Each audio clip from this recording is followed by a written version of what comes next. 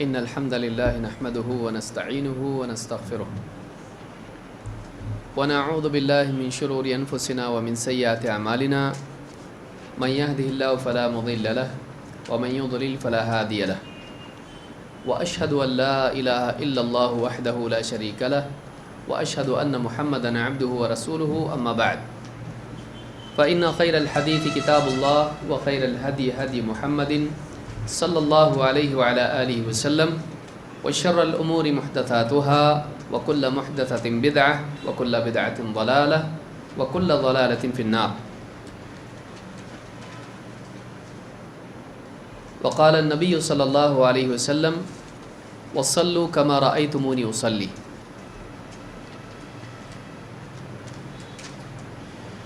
میرے محترم دینی بھائیوں، ایک انسان اللہ کے نزدیک کامیاب اور کامران اس اعتبار سے ہوتا ہے کہ اس کی زندگی میں اللہ تعالیٰ کی عبادت ہو. اس لیے کہ اللہ کی عبادت کرنا یہ انسان کی تخلیق کا مقصد ہے. وما خلقت الجن والانس الا لیعبدون. میں نے جنات کو اور انسانوں کو صرف اپنی عبادت کے لیے پیدا کیا ہے. لہذا جس مقصد کے تحت انسان پیدا ہوا ہے، اگر وہ اس مقصد کو پورا کرتا ہے تو کامیاب ہے، اگر اس مقصد کو پورا نہیں کرتا ہے ناکام ہے. اور اسی بنیاد پر دنیا میں امتحان ہے اور اسی بنیاد پر آخرت میں انسان کا محاسبہ ہے. یہی انسان کا امتحان ہے کہ واقعی وہ اللہ کا بندہ بن کر جیا کہ نہیں جیا. اس نے اللہ کی بندگی کو، اس کی عبادت کو اختیار کیا، اہتمام کیا یا نہیں. اگر وہ اس میں کامیاب ہے تو آخرت میں جو حساب لیا جانے والا ہے اس میں بھی وہ کامیاب ہوگا. اور آخرت میں حساب سب سے پہلے کیا ہوگا؟ اسی عبادت کا. پوری زندگی میں انسان اللہ رب العالمین کی عبادت کا اہتمام کریں، آخرت میں وہ کامیاب ہے. لیکن عبادت کی کئی شکلیں ہیں، عبادت کی کئی قسمیں ہیں، کئی صورتیں ہیں جو اللہ رب العالمین نے اپنے نبی محمد عربی صلی اللہ علیہ وسلم کے ذریعے سے ہم کو سکھلائی. ان تمام عبادات میں سب سے عظیم الشان عبادت، سب سے بڑی عبادت، اللہ کے نزدیک سب سے مقرب عبادت کیا ہے؟ نماز، جس کے لیے عربی میں الصلاۃ کا لفظ آتا ہے. ان الصلاۃ کانت علی المؤمنین کتابا موقوتا. نماز ایمان والوں پر اس کے مخصوص اوقات میں لکھ دی گئی ہے، فرض ہے. اس نماز کی ادائیگی میں انسان کی کامیابی ہے. قد افلح المؤمنون الذین هم فی صلاتهم خاشعون. کامیاب ہو گئے وہ ایمان والے جو اپنی نمازوں میں خشوع اختیار کرتے ہیں. انسان کی، ایمان والے کی کامیابی نماز سے جڑی ہوئی ہے. اور نماز میں لاپرواہی، نماز سے غفلت بربادی کی علامت ہے. فویل للمصلین الذین هم عن صلاتهم ساہون. بربادی ہے نمازیوں کے لیے جو اپنی نماز کے سلسلے میں لاپرواہ ہے. نماز کی کوئی ان کو فکر نہیں ہے، نماز کے بارے میں وہ لاپرواہ ہیں، ان کے لیے بربادی ہے. جو کبھی پڑھتے ہیں کبھی نہیں پڑھتے ہیں. لہٰذا انسان کی کامیابی اور ناکامی کا مدار اللہ تعالیٰ کی عبادت کی ادائیگی پر ہے. اور ان تمام عبادات میں سب سے عظیم الشان اور افضل ترین عبادت نماز ہے. نبی اکرم صلی اللہ علیہ وسلم نے فرمایا وَاعْلَمُوا أَنَّ خَيْرَ أَعْمَالِكُمُ الصَّلَاةُ. خبردار، اس کو اچھی طرح جان لو کہ تمہارے تمام اعمال میں سب سے بہترین عمل نماز ہے. سب سے بہترین عمل نماز. أَنَّ خَيْرَ أَعْمَالِكُمُ الصَّلَاةُ. تمہارے اعمال میں سب سے بہترین عمل نماز ہے. لہٰذا نماز کا اہتمام انسان کی روحانی ترقی کے لیے، جسمانی صحت کے لیے اور آخرت کی نجات کے لیے ضروری ہے، بلکہ وہ اس کی معاشی زندگی کے لیے بھی ضروری ہے. انسان کی فائنینشیل لائف کے لیے بھی نماز ضروری ہے، انسان کی صحت کے مسائل کے حل کے لیے بھی نماز ضروری ہے، بلکہ تمام مسائل کے حل کے لیے نماز ضروری ہے۔ وَاسْتَعِينُوا بِالصَّبْرِ وَالصَّلَاةِ، اللہ کی مدد چاہو، اللہ سے استعانت کرو صبر اور نماز کے ذریعے۔ اسی طرح سے اللہ تعالیٰ نے فرمایا وَأْمُرْ أَهْلَكَ بِالصَّلَاةِ وَاصْطَبِرْ عَلَيْهَا لَا نَسْأَلُكَ رِزْقًا نَحْنُ نَرْزُقُكَ، اے نبی اپنے گھر والوں کو نماز کی تلقین کیجیے اور خود بھی نماز کا اہتمام کیجیے، ہم آپ سے رزق نہیں چاہتے، رزق ہم آپ کو دیں گے۔ اللہ نے نماز کا حکم دیا، نماز کی تاکید کی، اور اللہ تعالیٰ نے رزق کا وعدہ کیا، اس لیے کہ عبادت اور رزق کا ایک تعلق ہے۔ آپ دیکھیے وَمَا خَلَقْتُ الْجِنَّ وَالْإِنسَ إِلَّا لِيَعْبُدُونَ مَا أُرِيدُ مِنْهُمْ مِنْ رِزْقٍ وَمَا أُرِيدُ أَنْ يُطْعِمُونَ إِنَّ اللَّهَ هُوَ الرَّزَّاقُ ذُو الْقُوَّةِ الْمَتِينُ، میں نے جنات اور انسانوں کو اپنی عبادت کے لیے پیدا کیا ہے، میں ان سے رزق نہیں چاہتا، نہ یہ چاہتا ہوں کہ مجھ کو کھلائیں، بلکہ ان اللہ هو الرزاق ذو القوۃ المتین، اللہ تعالیٰ ہے جو رزاق ہے، قوت والا ہے، شدید القوہ ہے، شدید ہے، متین ہے، قوی ہے۔ تو یہاں پر آپ دیکھیں گے کہ رزق کا مسئلہ ہے، نماز ہے، صحت کے معاملات ہیں، نماز ہے، زندگی کی فکریں ہیں، نماز ہے، غموں کا علاج نماز ہے۔ آدمی کی زندگی میں نماز ہونا چاہیے، لیکن نماز صحیح ہونا چاہیے۔ آدمی عمل ادا کرے، عمل کرے، لیکن صحیح ڈھنگ سے ادا نہ کرے تو اس عمل کا فائدہ ہوتا ہے نہیں۔ کوئی بھی دوائی ہے، صحیح ڈھنگ سے اگر نہیں پیے گا فائدہ نہیں ہوتا ہے۔ کوئی بھی کام اگر صحیح طریقے سے نہیں کرے گا نتائج نہیں نکلتے ہیں۔ نماز کوئی معمولی عمل نہیں ہے، یہ مومن کی شان ہے، یہ نور ہے۔ اللہ کے نبی صلی اللہ علیہ وسلم نے کیا فرمایا؟ الصلاۃ نور، صحیح مسلم کی حدیث ہے، نماز نور ہے، وہ آدمی کے قلب میں نورانیت پیدا کرتی ہے، اس کے چہرے کو دنیا اور آخرت میں نورانی کرتی ہے، اور آخرت میں اس کے لیے پل صراط پر نور بنے گی۔ نماز مومن کی عزت ہے، نماز کا خصوصی اہتمام زندگی میں ضروری ہے، لہٰذا مومن کو چاہیے کہ وہ اپنی نماز کی اصلاح کرے۔ آدمی سالوں سال نماز پڑھتا رہتا ہے، غلط پڑھتا ہے۔ کیوں غلط پڑھتا ہے؟ سیکھا نہیں، پڑھا نہیں، معلوم نہیں کیا۔ لہٰذا نماز کے بارے میں روایتی اور پیدائشی اور خاندانی نماز پڑھتے آ رہے ہیں ہم لوگ، جیسے باپ دادا کو دیکھا پڑھتے آ رہے ہیں، یہ کافی نہیں ہے۔ آدمی کو چاہیے کہ وہ نماز کو نئے سرے سے سیکھے۔ کس اعتبار سے سیکھے؟ لوگوں کو دیکھ کر نہیں۔ نبی اکرم صلی اللہ علیہ وسلم نے کیا فرمایا؟ وَصَلُّوا كَمَا رَأَيْتُمُونِي أُصَلِّي، تم ایسے نماز پڑھو جیسے مجھ کو پڑھتا دیکھتے ہو، جیسے میری نماز ہے۔ معلوم ہوا کہ نماز ویسی ہونا چاہیے جیسے نبی اکرم صلی اللہ علیہ وسلم پڑھتے تھے۔ نماز کے ظاہر کی اور باطن کی اصلاح کی جائے۔ نماز کا ایک ظاہر ہے، کیسے ہاتھ ہوں، کیسے قدم ہوں، گھٹنے، انگلیاں، ان کی جو حیتیں ہیں، کیفیت رکوع کیسا ہو، سجدہ کیسا ہو، تو ظاہر ہے نماز کا۔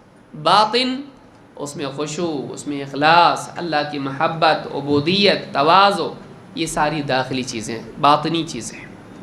پھر اس کے کلمات ہیں، نماز کے کلمات ہیں، کیا پڑھا جائے، کب کیا پڑھیں، اس کی ادائیگی کیسی ہو، اس کا باطن ہے، اس کا مفہوم آدمی کو سمجھے۔ یہ ساری چیزیں ہیں جو نماز کو اعلیٰ بناتی ہیں۔ جو انسان اپنی نماز کو اعلیٰ بناتا ہے وہ نماز اس کو اعلیٰ بناتی ہے۔ جو آدمی اپنی نماز کو اچھا بناتا ہے نماز اس کو اچھا بناتی ہے۔ جو نماز کو بگاڑتا ہے وہ نتیجے میں اپنی زندگی بگاڑتا ہے۔ آپ دیکھیے قرآن کریم میں اللہ نے کیا فرمایا؟ ان الصلاۃ تنہی عن الفحشاء والمنکر، یقیناً نماز انسان کو روکتی ہے بے حیائی سے، برائیوں سے۔ اگر نماز اچھی ہو آدمی کا برائیوں سے رکنا آسان ہوتا ہے، وہ اچھا انسان بنتا ہے۔ اگر نماز ہی بگڑی ہوئی ہو اس کا برائیوں سے بچنا مشکل ہوتا ہے، اور آدمی نتیجتاً برائیوں میں مبتلا ہو جاتا ہے۔ لہٰذا اگر ہم نماز کو اچھا بنائیں گے، یہ نماز ہم کو اچھا بنائے گی۔ اچھا انسان بننے کے لیے نماز کا زندگی میں بہت بڑا اثر ہوتا ہے۔ تو خلاصہ کلام یہ کہ نماز کی اصلاح ضروری ہے، اور وہ کئی اعتبار سے ہوتی ہے۔ آج کے اس دن بھر کے اجتماع میں، کورس میں، اس تربیتی درس میں اس عنوان کا خصوصی مطالعہ ہم انشاءاللہ کریں گے۔ اور ہمارے سامنے ایک بہت بڑا پہاڑ ہے، بہت ساری چیزیں اس میں ہیں۔ 40 تو آپ کے نوٹس کے اوپر عنوان میں لکھا ہوا ہے، لیکن آپ اگر دیکھیں گے تو آپ کو کتنے نقاط اس میں ملیں گے؟ 48۔ اور یہ ایک اضافی طور پر آپ کو دیا ہے جو بعد میں یاد آیا کہ یہ بھی اس میں آنا چاہیے۔ لیکن میں سمجھتا ہوں، اور میں نے غور بھی کیا اس کے اوپر، کہ یہ آپ کے لیے پہلی مرتبہ کے لیے اتنا ڈیٹا ہے۔ اور بھی غلطیاں ہیں، اور بھی بہت ساری غلطیاں ہیں جو نماز میں ہوتی ہیں۔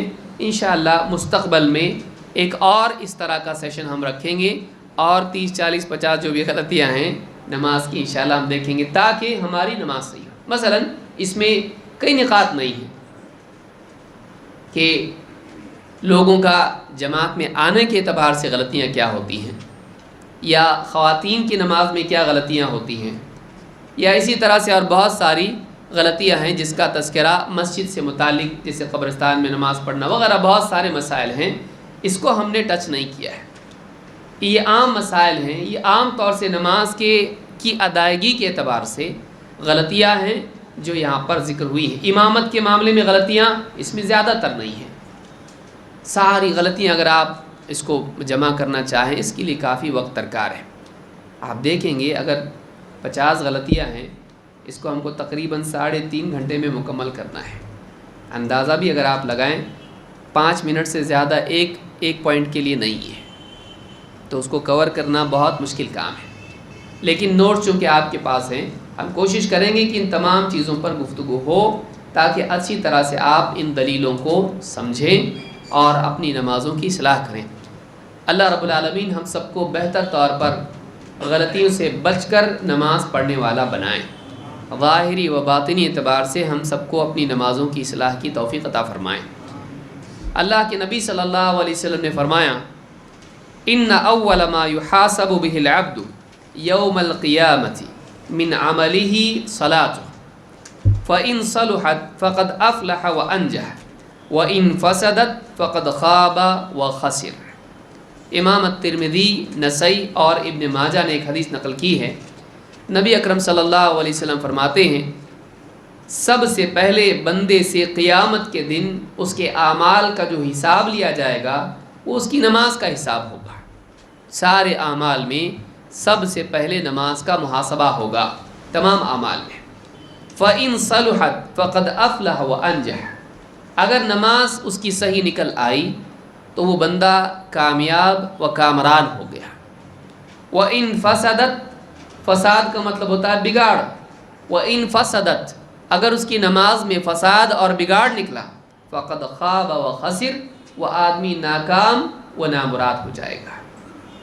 یعنی اس حدیث سے بات معلوم ہوتی ہے کہ قیامت کے دن کامیابی اور ناکامی کا مدار انسان کی نماز پر ہے۔ نماز صحیح کامیاب، نماز بری، نماز میں بگاڑ ناکام۔ اور سب سے پہلے انسان کے محاسبے کی شروعات ہوگی کس عمل سے؟ نماز سے۔ تو اس اعتبار سے بھی سمجھ میں آتا ہے کہ انسان کی کامیابی کا مدار کس پر ہے؟ نماز پر ہے۔ بدقسمتی سے آج آپ دیکھیں مسلمانوں کی اکثریت کا حال یہ ہے کہ نماز کے بارے میں لاپرواہ ہے، اور نماز کے نہ پڑھنے کے لیے عذر جو ہے وہ ایک دوسری غلطی ہے۔ وہ کیا ہے؟ طہارت میں لاپرواہی۔ کئی مسلمان ہیں کپڑوں کی وجہ سے ایسے کپڑے پہنتے ہیں کہ بیٹھ کے پیشاب نہیں کر سکتے ہیں، اور جب بیٹھ کے نہیں کر پاتے ہیں تو پھر کپڑے گندے ہوتے ہیں اور طہارت صحیح نہیں ہوتی ہے اور نماز نہیں پڑھتے ہیں۔ آپ کہیں گے نماز کے لیے چلیے، تو ان کا عذر کیا ہوگا؟ طہارت سے نہیں ہے۔ حالانکہ قبر میں آپ دیکھیے قبر میں سب سے زیادہ عامت عذاب القبر فی البول، عام طور سے قبر کا جو عذاب ہوتا ہے وہ پیشاب کی وجہ سے ہوتا ہے، اور قیامت کے دن سب سے پہلا محاسبہ نماز کا۔ آپ دیکھیے قبر میں بھی ناکام، حشر میں بھی ناکام، پیشاب کی وجہ سے قبر میں ناکام اور نماز کی وجہ سے حشر میں ناکام۔ شیطان نے کیسا دھوکہ دیا مسلمانوں کو، کتنے سارے مسلمانوں کو، ان کو ناکام کر رہا ہے۔ لہٰذا اپنی نماز کی اصلاح ضروری ہے۔ اس حدیث کی روشنی میں بھی یہ ہم کو محسوس ہوتا ہے کہ قیامت کے دن چونکہ ہماری نماز کا محاسبہ سب سے پہلے ہونے والا ہے اور اسی پر ہماری کامیابی اور ناکامی کا مدار ہے، لہٰذا نماز کی اصلاح بہت ضروری ہے۔ آئیے دیکھتے ہیں نماز کے سلسلے میں مسلمانوں کی عموماً کیا کیا غلطیاں ہیں، اور ہم اپنا بھی جائزہ لیں کہ کہیں ہم ان میں سے کسی ایک یا کئی غلطیوں میں مبتلا تو نہیں ہیں۔ نمبر 1، نماز کی پابندی نہ کرنا، نماز کی پابندی نہیں کرنا۔ مسلمانوں میں ایک طبقہ وہ ہے جو جمعہ کو نماز پڑھتا ہے ہفتہ بھر غائب، ایک طبقہ وہ ہے جو عیدین میں نماز پڑھتا ہے، کوئی رمضان کے مہینے میں نمازی بن جاتا ہے، کوئی بڑی راتوں میں نمازی بنتا ہے، کوئی ہے جو اپنی سہولت سے نماز پڑھتا ہے چھٹی کے دن، کوئی ہے جو دن میں کوئی خاص نماز جو اس کی سہولت کی ہوتی ہے وہ پڑھ لیتا ہے۔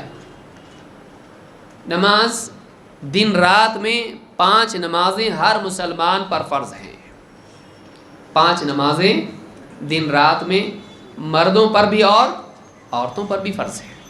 عورتیں بعض اوقات یہ سمجھتی کام کاج کی وجہ سے معاف ہیں، ان پر بھی فرض ہے، حتیٰ کہ بچوں پر بھی فرض ہیں جو 10 سال کے ہو جائیں، اور اس کے مکلف کون ہیں؟ پڑھوانے کے ماں باپ کہ 10 سال کا ہو کے بھی نماز نہیں پڑھتا ہے، اس کو کیا کرو؟ سزا دو، لیکن سکھاؤ کب سے؟ 7 سال کا ہو جائے۔ تو نماز کی اہمیت زندگی میں اتنی ہے کہ ایک بچہ 7 سال کا ہے، ابھی بالغ نہیں ہوا ہے، اس کو نماز پڑھواؤ۔ اگر وہ 7 سال کا ہونے کے بعد بھی 10 سال کا ہونے تک نماز نہیں پڑھتا ہے، اب اس کو سزا دو۔ 10 سال کا ہونے کے بعد بھی نماز نہیں پڑھتا ہے تو کیا کرو؟ سزا دو۔ یہاں آدمی 50-60 سال کا ہو جاتا ہے پھر بھی نماز نہیں پڑھتا ہے، آپ سوچئے اس کو کون سزا دے؟ 10 سال کا بچہ ہے اس کو بھی سزا دو اگر نماز نہیں پڑھتا ہے۔ تو حدیث اللہ کے نبی صلی اللہ علیہ وسلم کی آپ فرماتے ہیں 5 صلوات کتبہن اللہ علی العباد، 5 نمازیں ہیں جو اللہ تعالیٰ نے اپنے بندوں پر لکھ دی ہیں، لکھی ہیں کا مطلب فرض کی ہیں۔ فمن جاء بہن لم یضیع منہن شیئا استخفافا بحقہن، تو جو آدمی ان نمازوں کو ادا کرے، لم یضیع منہن شیئا، اور ان میں سے کچھ بھی ضائع نہ کرے، کسی نماز کو ضائع نہ کرے، استخفافا بحقہن، ان نمازوں کو لاپرواہی ان کے بارے میں، ان کے حق کے سلسلے میں لاپرواہی کرتے ہوئے ضائع نہ کرے، کان لہ عند اللہ عہد ان یدخلہ الجنہ، اللہ تعالیٰ نے اپنے اوپر اس بات کو لازم کیا ہے، اللہ نے عہد کیا ہے کہ ان کو، اس انسان کو جنت میں داخل کرے گا۔ وَمَن لَّمْ يَأْتِ بِهِنَّ، اور جو انسان ان نمازوں کو ادا نہ کرے، فَلَيْسَ لَهُ عِندَ اللَّهِ عَهْدٌ، اللہ کے ہاں اس انسان کے لیے کوئی عہد، کوئی وعدہ، کوئی گارنٹی نہیں۔ إِن شَاءَ عَذَّبَهُ وَإِن شَاءَ أَدْخَلَهُ الْجَنَّةَ، چاہے تو اللہ اس کو عذاب دے، اور اگر اللہ چاہے تو اس کو جنت میں داخل کرے۔ اس حدیث کو امام مالک، احمد، ابو داؤد، نسائی، ابن ماجہ، ابن حبان اور حاکم نے روایت کیا، اور یہ حدیث صحیح ہے۔ اس حدیث سے بات معلوم ہوتی ہے کہ ایک انسان اگر نماز میں لاپرواہی کرتا ہے، پڑھتا ہے نہیں پڑھتا ہے، یا پڑھتا ہے تو سلیقے سے نہیں پڑھتا ہے، لاپرواہی کے ساتھ پڑھتا ہے، تو ایسے انسان کے لیے کوئی گارنٹی نہیں ہے، جنت کی کوئی گارنٹی نہیں ہے۔ اللہ تعالیٰ چاہے اس کو معاف کر دے، اللہ تعالیٰ چاہے اس کو عذاب دے۔ تو نماز کے بارے میں لاپرواہی سے آدمی جنت کے سلسلے میں مغفرت اور رحمت اور جنت کا عہد اور وعدہ اللہ کا کھو دیتا ہے۔ تو نماز کا اہتمام کر، تیرے لیے عہد ہے کہ جنت میں داخل کرے گا۔ نماز میں لاپرواہی کرے گا، اللہ تعالیٰ کی طرف سے تیرے لیے کوئی عہد نہیں، کوئی وعدہ نہیں، چاہے تو اللہ تعالیٰ تجھ کو عذاب دے، چاہے معاف کرے۔ یہ حدیث بہت اہم ہے اس تعلق سے۔ اللہ کے نبی صلی اللہ علیہ وسلم فرماتے ہیں ان بین الرجل وبین الشرک والکفر ترک الصلاۃ۔ امام مسلم نے اس حدیث کو نقل کیا ہے کہ بندے یعنی آدمی اور شرک اور کفر کے درمیان نماز کا چھوڑنا ہے۔ بندے کے اور شرک اور کفر کے درمیان کیا ہے؟ نماز کا چھوڑنا ہے۔ علماء نے کہا مطلب اس کا کیا ہے؟ جیسے آدمی کہتا ہے تیرے اور تیری منزل کے درمیان تیرا دوڑنا ہے، کا مطلب کیا ہے؟ تیرا چلنا، تیرا دوڑنا یہ ذریعہ ہے اس تک پہنچنے کا، تو یہ کرے گا وہاں تک پہنچ جائے گا، یہ وسیلہ اور ذریعہ ہے اس تک پہنچنے کا۔ اس حدیث کے اعتبار سے نبی اکرم صلی اللہ علیہ وسلم نے فرمایا کہ بندے اور آدمی اور شرک اور کفر کے درمیان کیا ہے؟ نماز کا چھوڑنا۔ یعنی نماز کا چھوڑنا ایک ایسا عمل ہے جس سے آدمی کہاں تک پہنچ جاتا ہے؟ کفر اور شرک تک۔ لہٰذا علماء نے یہ بات بھی کہی، اس میں اختلاف ہے علماء کا۔ بعض علماء نے کہا کہ ایک نماز بھی جانتے بوجھتے آدمی چھوڑ دیتا ہے اسلام سے نکل جاتا ہے، کافر، اس کا نکاح ختم، اس کا اسلام ختم، اور اس کی بیوی اس پر حرام، اور سارے احکام، اگر مر گیا قبرستان میں مسلمانوں کے دفن نہیں کیا جائے گا، میراث میں کسی کا حق نہیں۔ بعض علماء اس کے قائل ہیں اور بڑے بڑے علماء ہیں، آج بھی عرب میں بہت سارے علماء اس کے قائل ہیں۔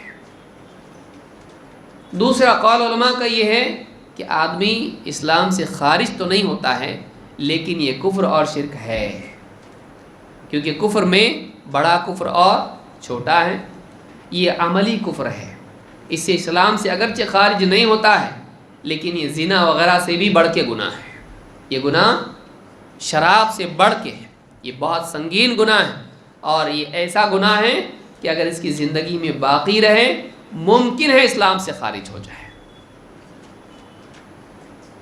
اور اگر انکار کرتا ہے ایک نماز کا بھی تو اسی وقت اسلام سے باہر نکل جاتا ہے۔ آپ غور کریں کہ ابلیس نے ایک سجدے کا انکار کیا، کیا ہو گیا؟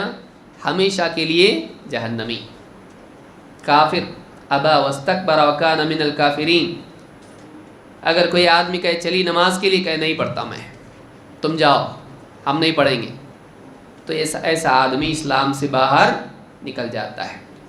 راجح قول ہمارے نزدیک یہ ہے کہ اگرچہ نماز کا چھوڑنا کفر اور شرک ہے لیکن اسلام سے آدمی نکلتا نہیں ہے، لیکن نکل سکتا ہے کہ آدمی کنارے کنارے کنارے کنارے جاتے جاتے کب باہر نکل جائے گا معلوم نہیں، کیونکہ نماز کے چھوڑنے کی نحوست ایسی ہے کہ آدمی کا ایمان اس سے کمزور ہو جاتا ہے، اور کمزور ایمان جب ہو جائے تو کفر اور شرک میں مبتلا ہونا آسان ہو جاتا ہے۔ تو پچھلی حدیث جو ہم نے پڑھی اس سے بات معلوم ہوتی ہے کہ اگر نماز میں آدمی لاپرواہی کرے تو اللہ کا عہد نہیں ہے، لیکن اللہ چاہے تو معاف بھی کر سکتا ہے، لیکن شرک کی مغفرت ہے نہیں۔ لیکن یہاں پر چونکہ ایک وعدہ ہے، چاہے تو معاف کرے، چاہے تو اللہ تعالیٰ جہنم میں سزا دے، عذاب دے۔ تو اس سے بات معلوم ہوتی ہے کہ ممکن ہے کہ ایک آدمی نماز میں سستی کرے اور اللہ مغفرت کرے، اس سے وہ کافر نہیں ہوتا، اور اس طرح کی اور بھی دلیلیں علماء نے ذکر کی ہیں۔ بہرحال شیخ الالبانی اس کے قائل ہیں کہ ایک آدمی اگر نماز چھوڑتا ہے آدمی کافر نہیں ہوتا، اور بہت سارے علماء اس کے قائل ہیں۔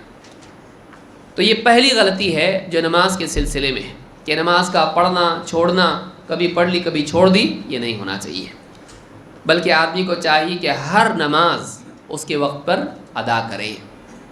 نمبر 2، دکھاوے کے لیے نماز پڑھنا، دکھاوے کے لیے نماز پڑھنا ہے کہ آدمی پڑھے تو صحیح، لیکن پڑھنے میں کیا ہے؟ لوگوں کی وجہ سے پڑھے۔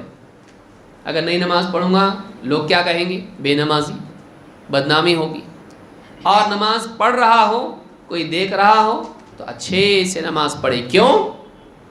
تاکہ دیکھنے والے کے دل میں اس کی عظمت بیٹھے، کیا اللہ والا ہے، کتنی عمدہ نماز پڑھتا ہے. تو اپنی نماز کے ذریعے سے کسی کے دل میں مقام بنانے اور عزت اور اس کی طرف سے تعریف پانے کے لیے نماز پڑھے، چاہے وہ نماز فرض ہو یا وہ نماز تہجد کی نماز ہو یا نفل نماز. آدمی کو چاہیے کہ وہ کسی کے خوف کی وجہ سے یا کسی کی تعریف کی وجہ سے، شہرت کی وجہ سے، کسی مفاد کی وجہ سے نماز نہ پڑھے. نماز کس کے لیے پڑھے؟ ایک اللہ کے لیے. اللہ والا عمل اللہ ہی کے لیے کرے، اللہ کی عبادت اللہ کی رضا کے لیے کرے. اللہ تعالیٰ نے دکھاوے کی نماز منافقین کی صفت بتائی ہے. دکھاوے کی نماز کون پڑھتا ہے؟ منافقین. اللہ تعالیٰ فرماتا ہے ان المنافقین یخادعون اللہ وہو خادعہم. منافقین اللہ کے ساتھ اپنے گمان میں اللہ کے ساتھ دغا بازی، چال بازی، دھوکہ کرتے ہیں. اللہ کے ساتھ کوئی دھوکہ کر سکتا ہے؟ نہیں. اللہ دلوں کو جانتا ہے، ظاہر باطن کو جانتا ہے، انجان کو جانتا ہے. لیکن اپنی جہالت کی بنیاد پر یہ سمجھتے ہیں کہ ہم جیسے لوگوں کو دھوکہ دے رہے ہیں دنیا میں اپنے نفاق کو چھپا کر، ویسے ہم اللہ کو بھی دھوکہ دے رہے ہیں جہالت کی وجہ سے. وَهُوَ خَادِعُهُمْ، حالانکہ اللہ ہی ان کو دھوکے میں رکھے ہوئے ہیں. وہ غفلت میں پڑے ہوئے ہیں اور اپنی اصلاح نہیں کرتے ہیں، اور قیامت کے دن اللہ تعالیٰ ان کے ساتھ ترکیب کرے گا پل صراط پر. وہ ایمان کا نور مانگیں گے، نہیں ملے گا وہاں پر ان کو. تو وَهُوَ خَادِعُهُمْ، حالانکہ وہ خود ان کے ساتھ ترکیب کر رہا ہے. وَإِذَا قَامُوا إِلَى الصَّلَاةِ قَامُوا كُسَالَىٰ، ان کا حال یہ ہے کہ جب نماز کے لیے اٹھتے ہیں تو بہت ہی بے رغبتی کے ساتھ، سستاتے ہوئے اور بہت ہی کسل کے ساتھ، سستی کے ساتھ. یہ بات میں کسی، آپ دیکھیے بچے کو آپ اسکول بھیجنا چاہ رہے اور نہیں جانا چاہ رہے، کیسا ہوتا ہے؟ کیسا اٹھتا ہے، ایک دم دل نہیں چاہتا ہے. اور اسی بچے کو آپ کہیں گھمانے کے لیے لے جا رہے ہیں، پکنک پر لے جا رہے ہیں، مٹھائی کے لیے لے جا رہے ہیں، کھلونے کے لیے لے جا رہے ہیں، وہ بچہ کیسا اٹھتا ہے؟ تو ایک دم سستاتے ہوئے، نہ چاہتے ہوئے، کسل کے ساتھ. کسل کہتے ہیں سستی کو. وَإِذَا قَامُوا إِلَى الصَّلَاةِ قَامُوا كُسَالَىٰ، ایک دم بوجھل ہو کے اٹھتے ہیں، کوئی بوجھ ہو جو ان پر پڑا ہوا ہو اور اٹھ رہے ہیں. يُرَاءُونَ النَّاسِ، لوگوں کو دکھاوا کرتے ہیں. وَلَا يَذْكُرُونَ اللَّهَ إِلَّا قَلِيلًا، اور نماز میں اللہ کو نہیں یاد کرتے مگر بہت کم. اللہ کو نہیں کے برابر نماز میں یاد کرتے ہیں. دلوں میں اللہ کی یاد نہیں ہوتی ہے، لیکن کیا کرتے ہیں؟ کیوں اٹھتے ہیں نماز کے لیے؟ کیوں آتے ہیں؟ یراؤن الناس، لوگوں کو دکھانے کے لیے نماز پڑھتے ہیں. اللہ ہم سب کی حفاظت فرمائیں کہ ہم لوگوں کو دکھانے کے لیے نماز پڑھیں. ایک آدمی کا حال یہ ہو جائے کہ وہ لوگوں کے درمیان ہو تو مجبوراً نماز پڑھے، لیکن اکیلا کسی جنگل بیابان میں ہو تو نماز چھوڑ دے. یہ منافق ہے. یہ منافق کا معاملہ ہے کہ وہ لوگ دیکھیں تو پڑھے اور نہ دیکھیں تو چھوڑ دے. یہ لوگوں کے لیے پڑھتا ہے. پھر نبی اکرم صلی اللہ علیہ وسلم کی ایک اور حدیث اس باب میں ہے. ابو سعید الخدری رضی اللہ تعالیٰ فرماتے ہیں خرج علینا رسول اللہ صلی اللہ علیہ وسلم، اللہ کے رسول صلی اللہ علیہ وسلم ہمارے پاس اپنے کمرے سے نکل کر باہر تشریف لائے. وَنَحْنُ نَتَذَاكَرُ الْمَسِيحَ الدَّجَّالِ، اور ہم مسیح دجال کا تذکرہ کر رہے تھے، آپس میں ڈسکس کر رہے تھے دجال کے بارے میں. فقال الا اخبركم بما هو اخوف عليكم عندي، آپ غور کریں اس حدیث کے اوپر. قیامت تک آنے والے فتنوں میں سب سے بدترین اور خطرناک بھیانک فتنہ دجال کا ہے. آپ نے فرمایا کیا میں تمہیں نہ بتاؤں کہ میرے نزدیک تمہارے بارے میں جس چیز کا خوف ہے، میرے نزدیک سب سے زیادہ خوف کی چیز کیا ہے؟ یعنی مجھے تم پر من المسیح الدجال، مسیح دجال سے بڑھ کر مجھے تم پر کس چیز کا خوف ہے، جاننا چاہتے ہو؟ کیا میں تم کو بتاؤں؟ فقلنا بلا یا رسول اللہ، ہم نے کہا ہاں یقیناً اے اللہ کے رسول، ضرور بتلائیے. فقال الشرک الخفی، آپ نے کہا چھپا ہوا شرک. چھپا ہوا شرک کیا ہے وہ؟ ان یقوم الرجل فیصلی، آدمی کھڑا ہو اور نماز پڑھنے لگے. فیزین صلاتہ لما یری من نظر رجل، تو اپنی نماز کو اور زیادہ بہتر بنائیں اور زیادہ مزین کرے. کس لیے؟ اللہ کے لیے کہ اللہ مجھ کو دے. اب دیکھیے کتنی افسوس کی بات ہے, کتنی بدقسمتی کی چیز ہے کہ بندہ نماز پڑھ رہا ہے, اللہ بھی تو اس کو دیکھ رہا ہے, لیکن وہ اللہ کے دیکھنے کی وجہ سے اپنی نماز کو اچھا نہیں بنا رہا ہے, وہ کسی انسان کے دیکھنے کی وجہ سے اپنی نماز کو اچھا بنا رہا ہے. کیا فرماتے ہیں کہ ان یقوم الرجل فیصلی فیزین صلاته لما یرا من نظر رجل, وہ دیکھے کہ کوئی مجھ کو دیکھ رہا ہے تو اپنی نماز کو اور بھی اچھے سے پڑھنے لگے, سکون سے پڑھے ایک دم. کیوں؟ کسی کے دیکھنے کی وجہ سے. حالانکہ اس کو چاہیے یہ تھا کہ وہ اللہ کے دیکھنے کی وجہ سے اپنی نماز کو بہتر بنائے کہ اللہ تعالیٰ اس کو دیکھ رہا ہے. الم یعلم بان اللہ یرا, کیا یہ نہیں جانتا کہ اللہ اس کو دیکھ رہا ہے؟ اللہ ہر حال میں بندے کو دیکھتا ہے, خصوصاً جب اللہ کی عبادت کرے. تو یہ ابن ماجہ اور بیہقی کی روایت ہے اور یہ حدیث حسن ہے. اس حدیث سے بات معلوم ہوتی ہے کہ دجال کے فتنے سے بڑھ کر ریاکاری کا فتنہ ہے. دجال کے فتنے سے بڑھ کر ریاکاری کا فتنہ ہے, اور یہ زیادہ بربادی انسان کے لیے ہے. کیوں؟ اس لیے کہ دجال کے مقابلے میں, دجال تو ایک خاص زمانے میں ہوگا, لیکن یہ فتنہ ہر انسان کے لیے ہر زمانے میں ہے, ہر زمانے میں ہے. اور جو دجال کو نہ پائے اس کے لیے بھی یہ فتنہ ہے کہ وہ کیا کرے, بندوں کے لیے عبادت کرے, بندوں کے لیے اپنی عبادت کو بہتر بنائے. لہٰذا یہ دوسری غلطی ہے. نمبر 3, تیسری غلطی کیا ہے؟ خلاف سنت طریقے پر نماز پڑھنا. سنت سے ہٹ کر کوئی باپ دادا کے طریقے پر, کوئی مولوی صاحب کے طریقے پر, کوئی کسی اور کے طریقے پر, کوئی اپنے دل سے کچھ بھی طریقہ اپنا لے نماز کے اندر اور نماز پڑھے. خلاف سنت طریقے سے نماز پڑھنا. ابو سلیمان عن ابی سلیمان مالک ابن الحویرث قال, مالک ابن حویرث رضی اللہ تعالیٰ کہتے ہیں اتینا النبی صلی اللہ علیہ وسلم ونحن شببۃ متقاربون, ہم اللہ کے رسول صلی اللہ علیہ وسلم کے پاس آئے اور ہم عمر نوجوان تھے, جوانی کی عمر تھی. ہم نبی صلی اللہ علیہ وسلم کے پاس آئے آپ سے ملنے کے لیے, دین سیکھنے کے لیے. فاقمنا عنده 20 لیلہ, ہم نے آپ کے پاس 20 دن قیام کیا, 20 راتیں قیام کیا. عربی میں رات کبھی کہتے ہیں کبھی دن کہتے ہیں. 20 راتیں رہا, 20 دن رہا, تو ہم 20 دن تک, 20 راتوں تک آپ کے پاس رکے رہے, دین سیکھتے رہے, پڑاؤ ڈالا, مدینہ میں رہے, قیام کیا. فظن ان اشتقنا اہلنا, نبی اکرم صلی اللہ علیہ وسلم کو احساس ہوا کہ شاید ہمیں اپنے گھروں کی یاد آ رہی ہے, بہت دن سے یہیں پر رکے ہوئے ہیں, گھروں کی یاد آ رہی ہے. دیکھیے دین سیکھنے کے لیے 40 دن جانا ضروری ہے.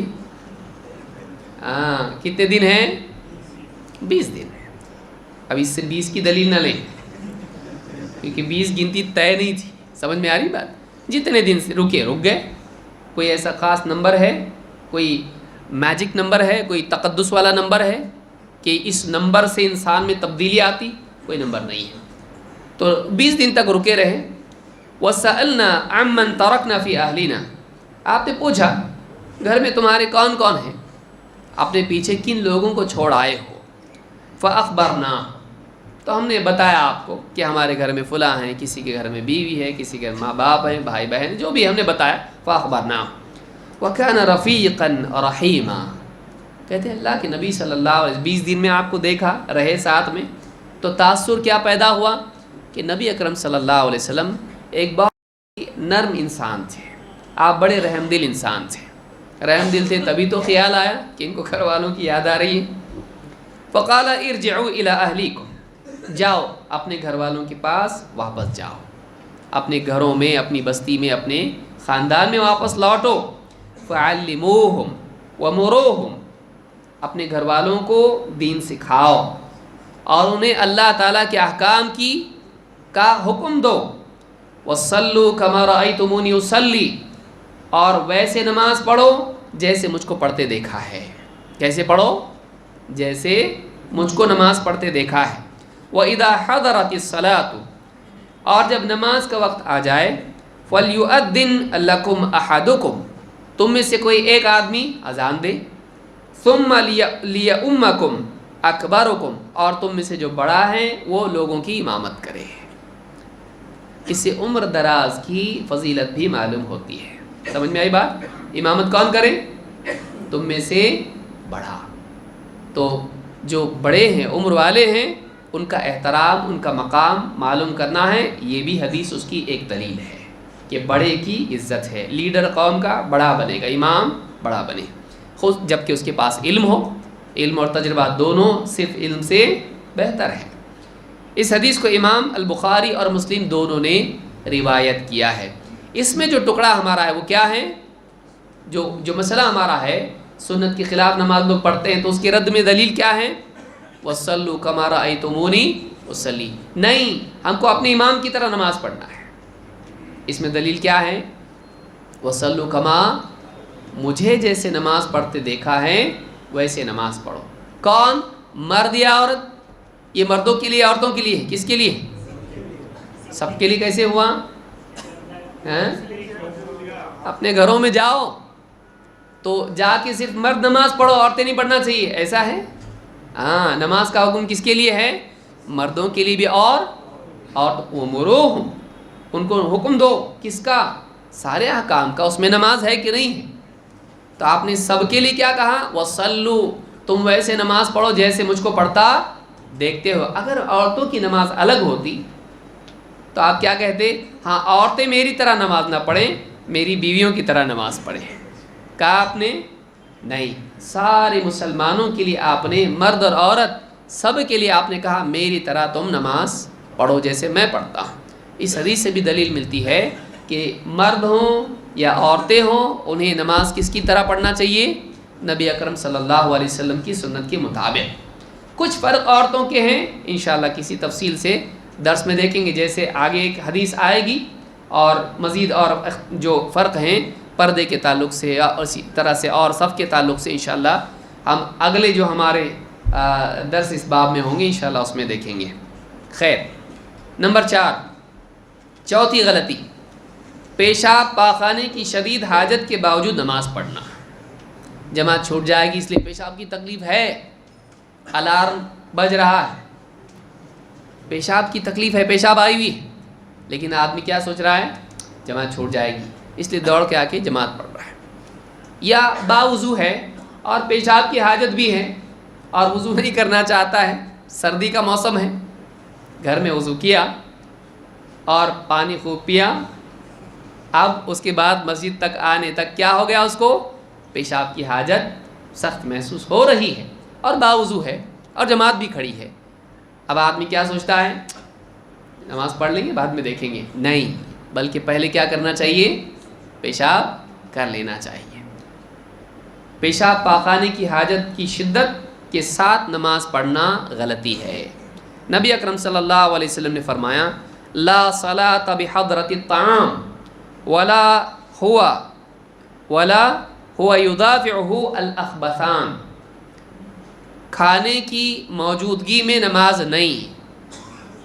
اگر آدمی کو بھوک لگی ہے اور کھانا سامنے پروس دیا گیا اور پھر اقامت ہو تو اب کیا کرے؟ پہلے کھانا کھا لے، پھر جماعت میں شریک ہو، اور ایک دم بادشاہ سلامت کی طرح نہ کھائے، نواب صاحب کی طرح نہ کھائے۔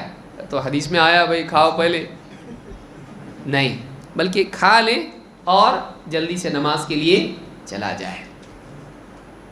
کیونکہ اگر یہ نہیں کھائے گا، سامنے کھانا آ گیا، دیکھیں ہاں بوٹیاں ہیں، ہاں کیا کیا چیزیں ہیں، پوری نماز میں دھیان کدھر رہے گا؟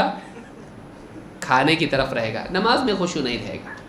اور خصوصاً اس زمانے میں لوگ دن بھر کے روزے دار بھی ہوتے تھے، تو شام میں کھانا سامنے آیا، اب اس وقت میں آدمی کھانا چھوڑ کے نماز کے لیے آئے گا، پھر معلوم نہیں اور کتنی دیر ہو جائے۔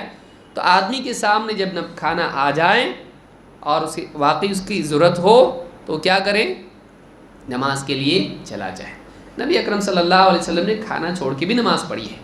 آپ کھانا کھا رہے تھے اور اتنے میں حضرت بلال آئے، آپ نے کھانا ویسے ہی چھوڑ دیا، کھاتے کھاتے کھا رہے تھے اور چھوڑا اور نماز کے لیے چلے گئے۔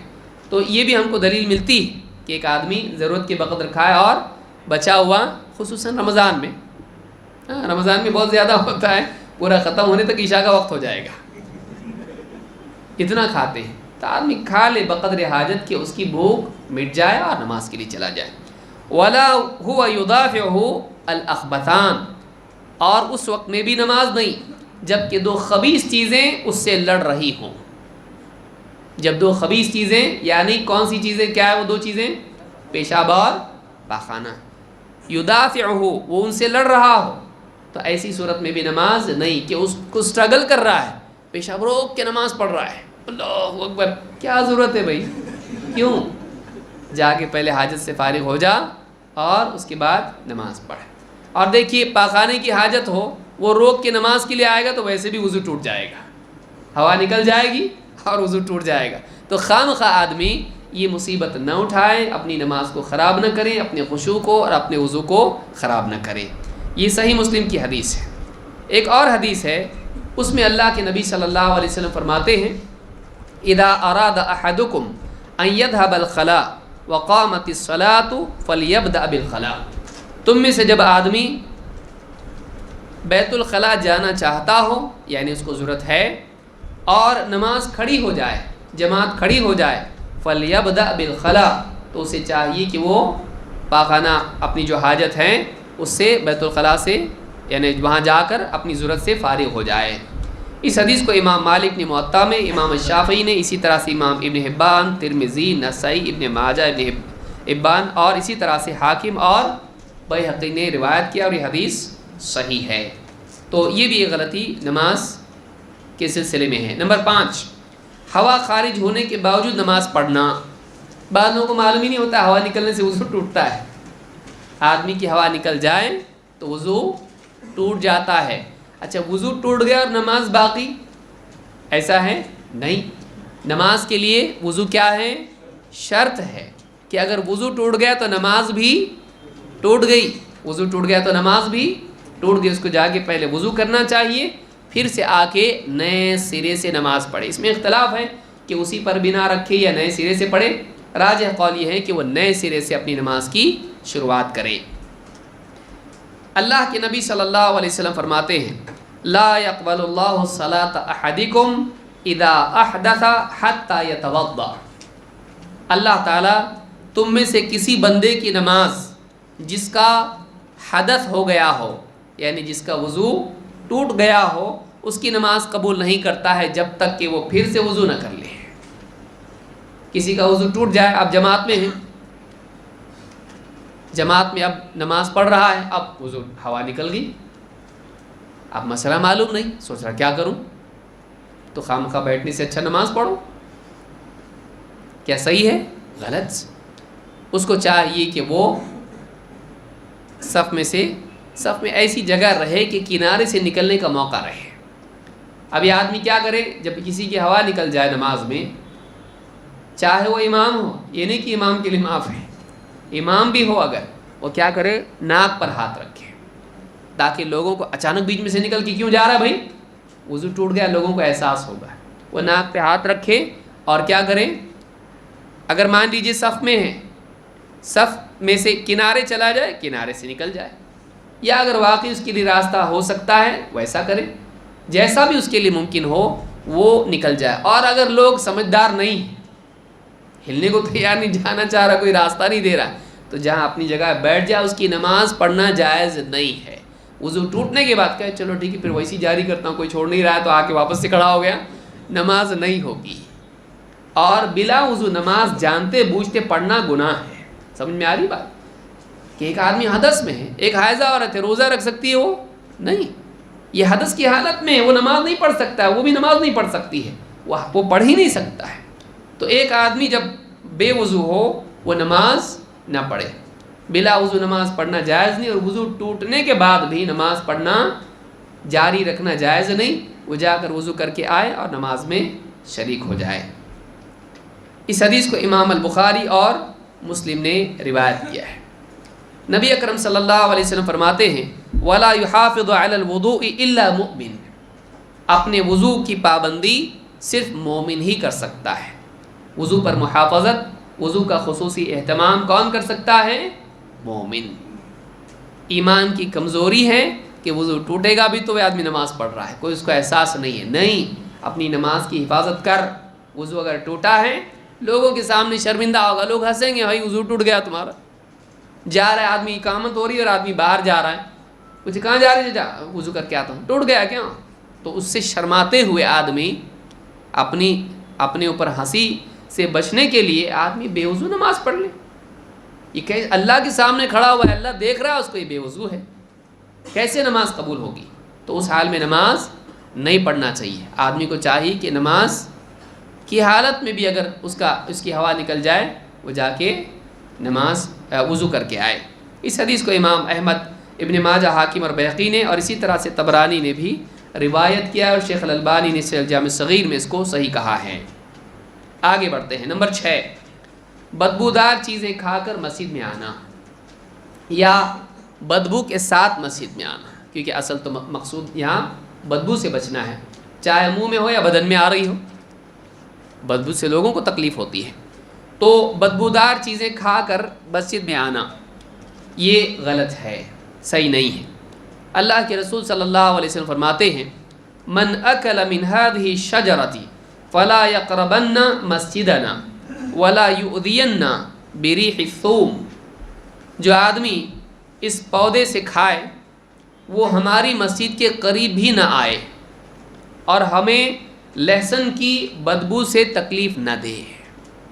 کچا لہسن کھا کے آیا اور پڑھ رہا ہے اور سلام پھیر رہا ہے دائیں بائیں, اور لوگوں کو نماز میں کیا ہو رہی ہے, سجدوں میں بھی اس کی بدبو آ رہی ہے ایک دم. اور وہاں خاص طور سے علماء نے کہا ہے کہ عرب میں جو یہ لہسن وغیرہ ہوتا تھا, پیاز بھی خاص طور سے, اس کی بدبو زیادہ تھی, اس کی بدبو زیادہ تھی. تو کہا کہ جو آدمی اس بدبودار پودے سے کھائے وہ ہماری مسجد کے قریب بھی نہیں آئے اور ہمیں لہسن کی بدبو سے تکلیف نہ دے, اس سے تکلیف نہ دے. صحیح مسلم کی روایت ہے. ایک اور روایت میں آپ نے فرمایا فَإِنَّ الْمَلَائِكَةَ تَأَذَّى مِمَّا يَتَأَذَّى مِنْهُ الْإِنْسُ, اس لیے کہ فرشتوں کو بھی اس چیز سے تکلیف ہوتی ہے جس سے انسانوں کو تکلیف ہوتی ہے. یعنی نہ صرف یہ مسجد میں آ کر انسانوں کو تکلیف دے رہا ہے اپنی بدبو سے, بلکہ فرشتوں کو بھی تکلیف دے رہا ہے, انہیں بدبو بالکل پسند نہیں. تو اس حدیث سے بات معلوم ہوتی ہے کہ مسجد میں بدبو کے ساتھ آنا صحیح نہیں ہے. آدمی عطر لگائے, اگر آدمی پیاز کھانا چاہتا, کچی پیاز کھانا, کچا لہسن کھانا منع نہیں, لیکن آدمی کیا کرے پھر اس کو منہ کی صفائی کر لیں. بعض ڈاکٹرز وغیرہ کہتے ہیں چاکلیٹ وغیرہ کھا لے تو بدبو چلی جاتی اس طرح کی چیزوں کی, تو آدمی اس بدبو کو زائل کر کے مسجد میں آئے. اسی طرح سے سگریٹ پینے والے سوچیں, ہم یہ نہیں کہہ رہے ہیں سگریٹ کی بدبو کم کر کے آؤ, سگریٹ کو چھوڑ کے آؤ. سگریٹ تمباکو کی بدبو کتنی خراب ہوتی ہے, آدمی آ کے بازو میں کھڑا ہو تو معلوم ہو جاتا ہے کہ سگریٹ پیتا ہے, اس کی بدبو اس کے اطراف جمع ہو جاتی ہے. سگریٹ وغیرہ حرام ہے, نہیں پینا چاہیے, اس کی بدبو کتنی خبیث ہے, لوگوں کو تکلیف ہوتی ہے اس سے. تو اسی طرح سے بدن میں آدمی کوئی کام کرتا ہے محنت کا, اس کی بدن میں محنت کی وجہ سے بدبو پیدا ہو جاتی ہے, تو اس کو چاہیے کہ وہ عطر وغیرہ استعمال کرے, اپنی بدبو سے دوسروں کو تکلیف نہیں دے. بعض لوگ پہلے دور میں جمعہ کے لیے آتے تھے اور پسینے کی بدبو سے لوگوں کو مسجد تنگ تھی, تو آپ نے کہا کاش کہ تم غسل کر کے آیا کرتے, کاش کہ تم غسل کرتے ہیں, تو غسل سے کیا ہوگی, بدبو زائل ہو جائے گی. تو آدمی کو چاہیے کہ مسجد میں آئے تو وہ بدبو کے ساتھ نہیں آئے, دوسروں کو تکلیف نہ دے, اور عطر بھی ایسا نہ لگائیں کہ وہ بھی تکلیف بنے. بعض لوگوں کا عطر کیا ہوتا ہے کہ اگر کسی کے بازو کھڑا ہو جائے تراویح میں تو تراویح سے نکلتے نکلتے اس کا سر درد شروع ہو جائے گا. اتنا بھڑکیلا عطر بھی نہ لگائے کہ 1 کلومیٹر تک خوشبو اس کی جائے, ایسا عطر نہ لگائے, بلکہ عطر کیسا ہونا چاہیے, خوشبو ہو اور تکلیف نہ ہو, خوشبو ہو اور تکلیف نہ ہو. تو اس حدیث سے بات معلوم ہوتی ہے کہ بدبو کے ساتھ مسجد میں نہیں آنا چاہیے. بلکہ بعض لوگ اگر یہ کھا کے آ بھی جاتے, آپ صلی اللہ علیہ وسلم بقیع کے قبرستان میں بھیجتے, جاؤ وہاں پہ, جب بدبو جائے گی تب آنا. سوچیے, تو یہ بھی سوچنے کی چیز ہے. نمبر 7, 7ویں غلطی کیا ہے, تحیت المسجد میں آنے کے بعد تحیت المسجد ادا کیے بغیر مسجد میں بیٹھ جانا, یہ بھی غلطی ہے. تحیت المسجد کیا ہے, وہ 2 رکعتیں جو آدمی مسجد میں آنے کے بعد پڑھتا ہے, راجح قول کے مطابق جمہور عام طور سے علماء اس کی قائل ہیں کہ یہ سنت ہے، لیکن زیادہ پختہ بات دلیل کی روشنی میں یہ ہے کہ یہ کیا ہے؟ واجب ہے۔ یہ ذو سبب ہے جو مسجد میں داخل ہونے والے کے لیے ہے۔ جو آدمی مسجد میں آئے، کھڑا ہے تو ٹھیک، اگر بیٹھتا ہے 2 رکعتیں پڑھنی پڑیں گی اس کو۔ جیسے کوئی آدمی مسجد میں آئے کسی کو بلانے کے لیے اور چلا جائے تو اس کے لیے لازم نہیں، لیکن وہ آیا اور بیٹھے اس کے لیے 2 رکعتیں پڑھنا لازم ہے۔ نہیں پڑھتا ہے غلطی ہے، گناہ گار ہوگا۔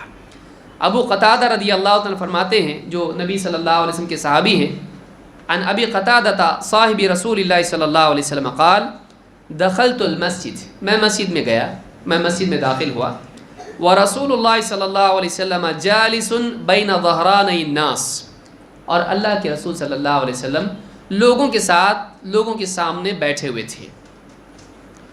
قال فجلست، میں مسجد میں گیا اور میں جا کے بیٹھ گیا مجلس کے اندر۔ فقال رسول اللہ صلی اللہ علیہ وسلم ما منعك ان تركع ركعتين قبل ان تجلس، آپ نے کہا بیٹھنے سے پہلے 2 رکعتیں پڑھنے سے تیرے لیے کیا رکاوٹ ہو گئی؟ مسجد میں تو آیا اور آتے ہی بیٹھ گیا، پہلے 2 رکعتیں پڑھنے میں تجھ کو کیا رکاوٹ ہو گئی؟ قال فقلت یا رسول اللہ، میں نے کہا اللہ کے رسول، رأیتک جالسا والناس جلوس، میں نے دیکھا آپ بیٹھے ہیں، لوگ بیٹھے ہیں تو میں بھی آ کر بیٹھ گیا۔ قال فاذا دخل احدکم المسجد، آپ نے کہا جب بھی تم میں سے کوئی آدمی مسجد میں داخل ہو، فلا یجلس، وہ نہ بیٹھے، حتی یرکع رکعتین، یہاں تک کہ وہ 2 رکعتیں پڑھ لے، 2 رکعتیں پڑھے بغیر وہ مسجد میں نہ بیٹھے۔ یہ مسلم کے الفاظ بخاری کی روایت میں ہے فلا یجلس حتی یصلی رکعتین، وہ نہ بیٹھے جب تک کہ 2 رکعتیں ادا نہ کر لے۔ اس حدیث کو امام البخاری اور مسلم نے روایت کیا۔ اس سے معلوم ہوتا ہے کہ مسجد میں آنے والا پہلے 2 رکعتیں پڑھے اس کے بعد بیٹھے۔ بہت سارے لوگ دروس میں آتے ہیں اور آنے کے بعد میں 2 رکعتیں نہیں پڑھتے اور آ کے بیٹھ جاتے ہیں، صحیح نہیں ہے۔ ان کو کیا چاہیے؟ پہلے وہ 2 رکعتیں پڑھیں اس کے بعد بیٹھیں، یہ واجب ہے، یہ واجب ہے۔ نمبر 8، نماز کے لیے دوڑ کرانا۔ جماعت کھڑی ہے تو کیسے آتے ہیں؟ بعض لوگ وضو کیا اور دیکھتے ہیں رکوع ملنا چاہیے یا جماعت ملنا چاہیے تو کیا کرتے ہیں؟ ایک دم بھگدڑ مچاتے ہوئے دوڑتے آتے ہیں، یہ صحیح نہیں ہے۔ اللہ کے نبی صلی اللہ علیہ وسلم نے اس سے منع کیا ہے۔ نماز پانا اچھی چیز ہے، دوڑ کے آنا بری چیز ہے۔ آپ صلی اللہ علیہ وسلم فرماتے ہیں اذا اقیمت الصلاۃ فلا تأتوها تسعون، جب نماز قائم ہو جائے، جماعت کھڑی ہو جائے تو دوڑتے ہوئے مت آؤ۔ فلا تأتوها تسعون، دوڑتے ہوئے نماز کے لیے مت آؤ۔ وأتوها تمشون، چلتے ہوئے آؤ۔ وعلیکم السکینہ، ضروری ہے کہ تمہارے اوپر سکینت ہو، یعنی سکون و وقار سے آؤ۔ فما ادرکتم فصلوا، جو نماز تمہیں مل جائیں وہ پڑھو۔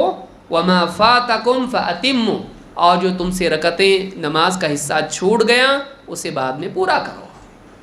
اس حدیث کو امام البخاری اور مسلم نے روایت کیا ہے۔ اس حدیث سے کیا معلوم ہوا؟ جب تم نماز کے لیے آؤ اور جماعت کھڑی ہو تو تم دوڑ کے مت آؤ۔ کیسے آؤ؟ چلتے ہوئے آؤ، چلتے ہوئے آؤ، اور چلتے ہوئے بھی کیسے آؤ؟ سکون اور وقار کے ساتھ میں، سکون اور وقار کے، سکون کے ساتھ نماز میں آؤ، اور جتنی نماز تم کو مل جائے امام کے ساتھ وہ تو پڑھو، اور جو تم سے چھوٹ گئی امام جب سلام پھیرے گا اس کے بعد اس کو ادا کرو۔ تو جماعت تو ملے گی، تو جماعت ملی، بچی ہوئی بعد میں ادا کرو۔ تو نماز کے لیے دوڑ کر آنا یہ بھی غلطیوں میں سے ہے۔ نمبر 9، زبان سے نیت کرنا۔ نماز کی نیت کیسے کرنا؟ زبان سے۔ 2 رکعت فجر کی نماز ادا کرتا ہوں امام کے پیچھے، واسطے اللہ کے، منہ میرا کعبہ شریف کی طرف، اللہ اکبر۔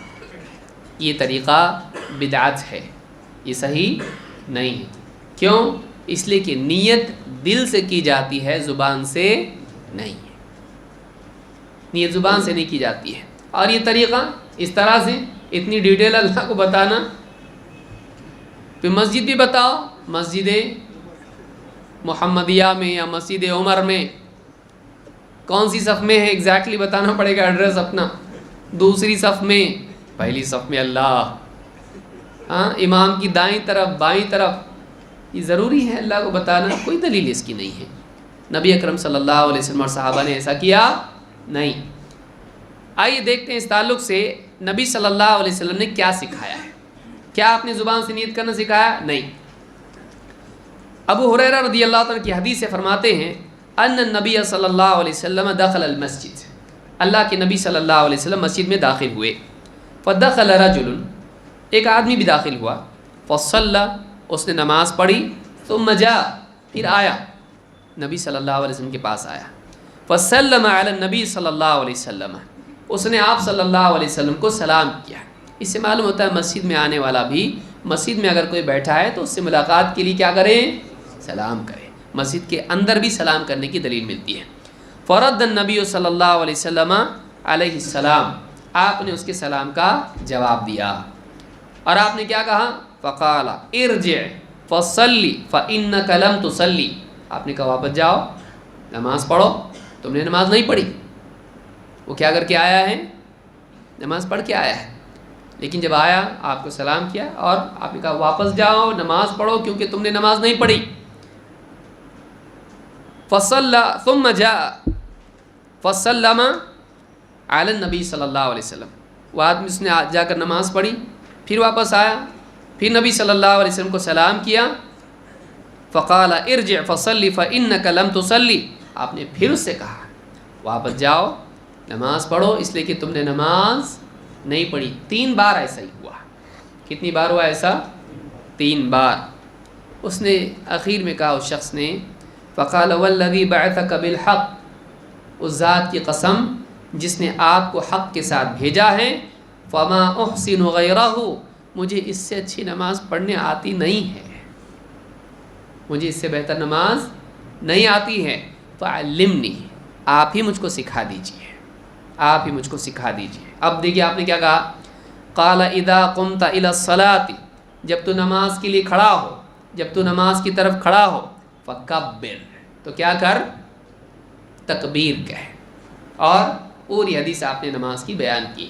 آپ نے نہیں کہا جب تو نماز کے لیے کھڑا ہو تو کہہ 2 رکعت فجر کی نماز پڑھتا ہوں. استدلال کہاں سے ہے؟ پہلے کلمات جو زبان سے نکلیں گے نماز کے لیے جب آدمی کھڑا ہو وہ کیا ہے؟ ہاں، تکبیر. تکبیر کیا ہے؟ اللہ اکبر. اس سے پہلے کچھ پڑھنے کے لیے کہنے کے لیے کہا نہیں. تو نبی اکرم صلی اللہ علیہ وسلم نے کہیں بھی ہم کو یہ نہیں سکھایا کہ ہم زبان سے نماز سے پہلے نیت کریں. آپ نے جو پہلی بات سکھائی ہے وہ کیا سکھائی؟ ایک آدمی کو نماز سکھا رہے آپ، اگر یہ نیت کرنا ضروری ہوتا تو آپ ہم کو سکھاتے، اس آدمی کو سکھاتے، لیکن آپ نے کہیں بھی اس طرح سے سکھایا نہیں. تو معلومات یہ طریقہ صحیح نہیں ہے. اس حدیث کو امام البخاری اور مسلم نے روایت کیا ہے. نمبر 10ویں غلطی، تنگ لباس میں نماز پڑھنا. ایسے لباس میں جس سے چھپانے کے حصے ظاہر ہوتے ہیں، ان کا حجم ظاہر ہوتا ہے، یہ بھی جائز نہیں ہے، اس سے نماز خراب ہوتی ہے. اللہ تعالیٰ نے فرمایا یا بنی آدم خذوا زینتکم عند کل مسجد، اے بنی آدم ہر نماز کے وقت اپنی زینت اختیار کرو، اپنے آپ کو لباس سے آراستہ کرو، ایسا لباس پہنو جس سے تمہاری ستر چھپائی جا سکتی ہے. ابن حجر رحمۃ اللہ علیہ فرماتے ہیں وَنَقَلَ ابن حزم الاتفاق على ان المراد ستر العورہ. ابن حزم نے، ابن حجر رحمۃ اللہ علیہ فرماتے، ابن حجر عسقلانی کہتے کہ ابن حزم نے یہاں یہ اتفاق اہل علم کا نقل کیا ہے کہ یہاں زینت سے مراد آدمی کا اپنے ستر کو ڈھانپنا ہے. کہاں سے کہاں تک ہے مرد کا ستر؟ ناف سے لے کر گھٹنے تک، اس کو چھپانا لازم ہے. اب چھپانے کی 2 صورتیں ہیں، آپ غور کریں. ایک تو یہ کہ کپڑا پہن کے چھپایا، اور دکھانے کی صورت کیا ہے کہ ایک آدمی اس حصے کو لوگوں کے سامنے ظاہر کریں، یا دوسری صورت یہ ہے کہ آدمی کپڑا تو پہنے لیکن اتنا تنگ ہو کہ وہ حصے انسان کے جسم کے دکھائی دے، اتنا تنگ کپڑا پہنے۔ جیسے ایک عورت ہے، اگر لباس پہنتی ہے لیکن اتنا تنگ کہ اس کے جسم کے حصے دکھائی دینے لگیں، کیا آپ اس کو جائز بولو گے؟ تو پہن کے بھی وہ کیا ہیں؟ نساء کاسیات عاریات، ایسی عورتیں کہ جو لباس پہننے کے باوجود بھی برہنہ ہوں گی۔ تو ایک عورت کے لیے اگر یہ شرعی حکم ہے کہ وہ اپنے جسم کو ایسے چھپائے کہ ظاہر نہ ہو، اتنا تنگ لباس نہ ہو کہ وہ دکھائی دے، تو کیا مرد کے لیے نہیں ہے؟ تو مرد کے لیے ناف سے لے کر آدمی کے گھٹنے تک لباس جو پہنا ہے ایسا نہیں ہونا چاہیے کہ اتنا تنگ ہو کہ اس کی جو ہے آگا پیچھا پورا دکھائی دینے لگے، بالکل یہ صحیح نہیں ہے۔ اور نماز میں ہو، نماز میں آدمی ہو اور اس کے جسم کی حجم، اس کا حجم دکھائی دے، جائز نہیں ہے۔ تو یہ حدیث اللہ کے نبی صلی اللہ علیہ وسلم کی ہے۔ آپ نے فرمایا ما بین السرتی والرکبتی عورہ، امام حاکم نے اس کو روایت کیا ہے کہ ناف، سرہ ناف اور رکبہ گھٹنے، ان کے درمیان کا جو حصہ ہے وہ عورت ہے۔ عورہ کے معنی کیا ہے؟ چھپانے کی چیز، چھپانے کی جگہ۔ تو عورہ اس کو کہتے ہیں جس کا چھپانا لازم ہے، تو یہ حصہ چھپانا لازم ہے۔ تو نماز میں یہ حصہ ایسا نہ ہو کہ اتنا تنگ کپڑا پہنا ہوا ہو کہ آدمی سجدے میں جائے تو اس کا پورا حجم دکھائی دے، اتنا تنگ نہیں ہونا چاہیے۔ شیخ الالبانی کہتے ہیں کہ اتنی افسوس کی چیز ہے کہ ایک آدمی سجدے کی حالت میں ہو اور اس کی چھپانے کی جگہیں دوسروں کو دکھائی دے رہی، اس کا حجم دکھائی دے رہا ہو، وہ اللہ سے قرب کی حالت میں ہو اور گناہگار ہو۔ اللہ سے قرب کی حالت ہے اور اس میں بھی گناہگار ہو، کتنی افسوس کی چیز ہے۔ تو یہ بھی یاد رکھنے کی چیز ہے۔ نمبر 11، احرام میں اجتباء کی حالت میں نماز پڑھنا۔ جیسے بہت سارے لوگ جب حج اور عمرے کے لیے جاتے ہیں تو آپ احرام باندھتے ہیں، اور احرام میں کیا کرتے ہیں؟ جب آپ طواف کرتے ہیں تو اس وقت میں کیا کرنا پڑتا ہے؟ احرام کی چادر جو ہے یہاں سے بغل کے نیچے سے سیدھے نکال کے یہاں ڈالنی پڑتی ہے۔ تو ایک کندھا چھپاتے ہیں، اس کے اوپر ڈالتے ہیں، اور ایک کندھا سیدھا والا کون سا ہوتا ہے؟ کیا ہوتا ہے؟ کھلا ہوتا ہے۔ تو بہت سارے لوگ اسی حال میں نماز پڑھتے ہیں، طواف کرتے ہیں اور جا کے نماز پڑھتے ہیں، تو وہ اجتباء اس کو کہتے ہیں۔ اس حال میں نماز نہیں پڑھنی چاہیے، بلکہ آدمی کو چاہیے کہ چادر سے دونوں کندھے چھپائے، ڈھانپے اور نماز پڑھے، نہ یہ کہ ایک کندھا کھلا رکھے۔ اللہ کے نبی صلی اللہ علیہ وسلم فرماتے ہیں لا یصلی احدکم فی الثوب الواحد لیس علی عاتقیہ شیء، تم میں سے کوئی بھی آدمی ایک کپڑے میں اس طرح سے نماز نہ پڑھے کہ اس کے کندھوں پر کچھ بھی نہ ہو۔ اس کے کندھوں پر، یعنی دونوں کندھے اس کے کیا ہونے چاہیے؟ ڈھانپے ہوئے ہونے چاہیے، چھپے ہوئے ہونے چاہیے، ملبوس ہونا چاہیے، لباس میں ہونے چاہیے۔ اگر کندھے کھلے رکھ کر آدمی نماز پڑھتا ہے، نماز ہوگی نہیں۔ اسی طرح سے آپ وہ جو بنیان آتی ہے ایک دم اس میں اس طرح سے بس اتنی پتلی پٹی ہوتی ہے، اس میں بھی نماز نہیں ہوگی، کیونکہ کندھے کیا ہوں گے؟ اس سے کھلے ہوں گے۔ تو کندھے کیا ہونے چاہیے؟ لباس میں چھپے ہوئے ہونا چاہیے، آدمی پہنا ہوا ہونا چاہیے۔ اس حدیث کو امام البخاری اور مسلم دونوں نے روایت کیا ہے۔ تو اس حدیث سے بات معلوم ہوتی ہے کہ نماز میں مرد کو بھی چاہیے، من باب اولا عورت، اس کا تو لباس کا مسئلہ ہی الگ ہے۔ مرد کے لیے کیا ہے؟ اس کو تو سر پہ بھی اگر وہ دوپٹہ نہ ہو تو اس کی نماز نہیں ہوگی۔ مرد اگر کندھے کھلے رکھ کر نماز پڑھتا ہے یا دو میں سے ایک کندھا کھلا رکھ کے نماز پڑھتا ہے، اس کی نماز نہیں ہوگی۔ نمبر 12، تصویر والے لباس میں نماز پڑھنا، یہ بھی غلطی ہے۔ کیا ہوتا ہے؟ ٹی شرٹ ہوتا ہے، کسی فلم سٹار کا فوٹو ہوگا اس کے اوپر، یا کوئی اور کسی اور ہی کا پولیٹیشین کا ہوگا، یا کسی فٹ بال پلیئر کا ہوگا، یا کسی جانور کا ہوگا، گدھے گھوڑے کا، اور اس کے ساتھ میں آدمی نماز پڑھ رہا ہے۔ تو تصویر جاندار کی اگر جسم پر، انسان کے لباس پر ہے اور وہ اس حال میں نماز پڑھتا ہے تو گناہگار ہوگا، وہ گناہگار ہوگا۔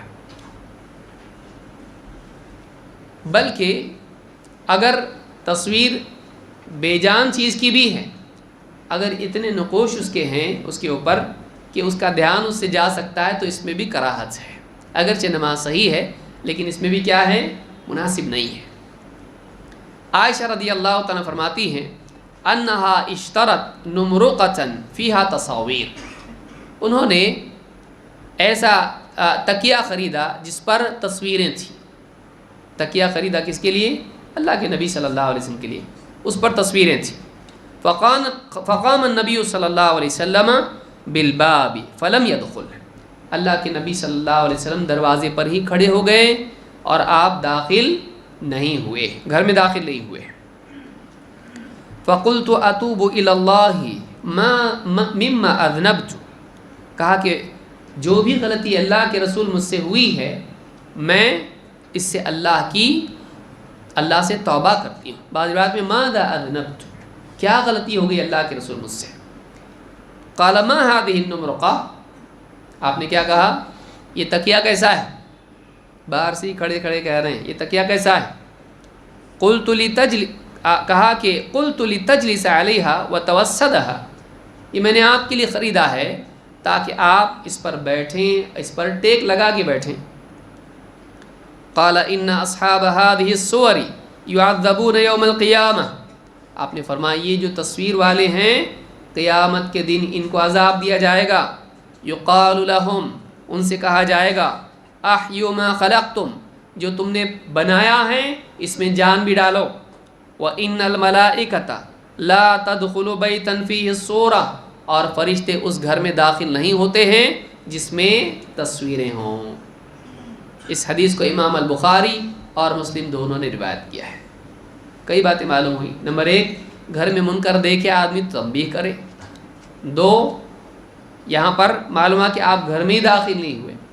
اور 3، اس سے معلوم ہوتا ہے کہ جاندار کی تصویر اگر ہے لگی ہوئی، چاہے وہ ڈیکوریشن کے لیے ہو یا ہمارے کپڑوں پر ہو یا ہمارے بستر پر ہو، جائز نہیں ہے۔ کیا تھا؟ یہ تکیہ تھا، تکیے کے اوپر جاندار کی تصویر، آپ نے اس کو پسند نہیں کیا۔ حضرت عائشہ فرماتی بعد میں نے اس کو پھاڑ دیا، ٹکڑے کیے اور اس کو الگ الگ اس کے کپڑا اس کا استعمال کیا۔